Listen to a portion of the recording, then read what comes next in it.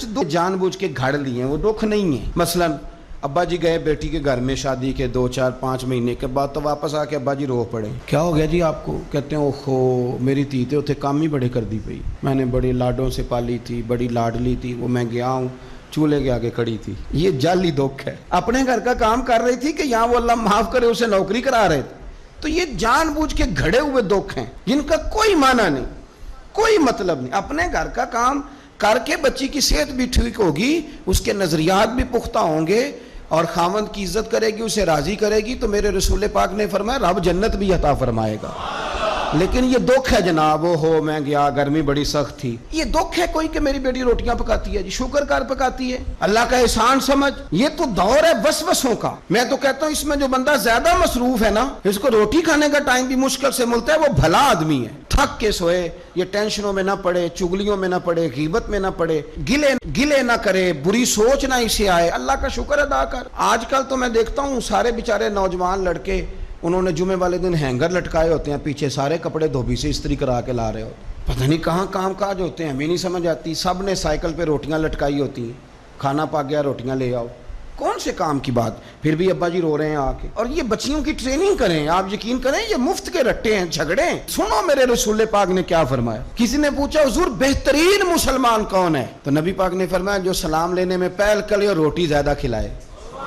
तो अगर आपकी बेटी किसी को रोटी पका के खिलाएगी तो बेहतरीन मुसलमान बनेगी। कौन सा दुख आपने पाला? सुनो मैं आपको हदीस सुनाता हूँ। मेरे नबी करीम अलैहिस्सलाम हजरत उस्मान गनी के घर तशरीफ ले गए। जनाब उस्मान गनी के हुजूर अचानक घर पहुंचे। हजरत अबू हुरैरा रदी अल्लाह ताला अन्हु फरमाने लगे जब नबी पाक अलैहिस्सलाम उनके हुजरा नूर में दाखिल हुए ना, नबी पाक की शहजादी से बढ़कर तो कोई शहजादी नहीं ना। ये तो वो खवातीन है जिनको कुरान ने सबसे बेहतरीन कहा हुजूर के घर में रहने वाले लोगों को। हुजूर की लख्ते जिगर जनाब रुकैया। हजरत अबू हुरैरा कहते हैं हुजूर अचानक पहुंचे हजरत उस्मान गनी के घर, तो जनाब उस्मान गनी चारपाई पे बैठे थे और जनाब रुकैया अपने हाथों से उनके बालों में पानी डाल डाल के उनके सर को धो रही थी। यानी चक्की भी पीसे जनाब रुकैया, लेपा पोती भी करें कच्चे मकान को, घर का सारा कामकाज भी करें और अपने शौहर के बालों में पानी डालकर वो सर भी धोए। हुजूर पहुंच गए, जनाब उस्मान गनी की नजर पड़ी तो झिझक महसूस की। हजरत रुकैया रदी अल्लाह ताला अन्हा भी जरा ठहर गई। देखो मेरे नबी पाक की तरबियत का अंदाज। रसूल करीम ने क्या फरमाया?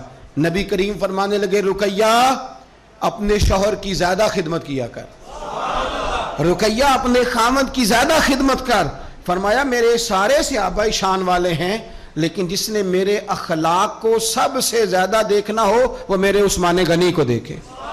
ये अखलाक में मुझसे ज्यादा मुशाबत रखता है, बेटी ज्यादा ज्यादा खिदमत किया कर अपने शौहर की ज्यादा। ये हुजूर ने तरबियत दी, ये नबी पाक अलैहिस्सलाम ने हमें बतलाया कि इस तरह तुम्हारे घर बनेंगे, इस तरह दुख दूर होंगे। लेकिन जब अब्बा ही घर आके रोएगा और अम्मा ही बद्दुआ करेगी कि देखो मेरी बेटी को क्या हाल कर दिया रोटियां पकवा, तो कैसे घर चलेगा? समझें आप इन चीजों।